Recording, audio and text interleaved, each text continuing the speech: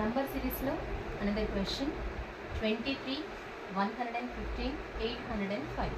మరి next number ఏమై ఉండొచ్చు? సో చూడండి, 23, 2 + 3 ఏమవుతుంది? 5.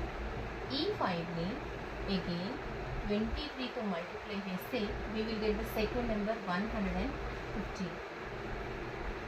Next 115, again 1 + 1 + 5, that is 7. ఈ 7ని 115తో మల్టిప్లై చేస్తే మనకి థర్డ్ నెంబర్ వస్తుంది 805.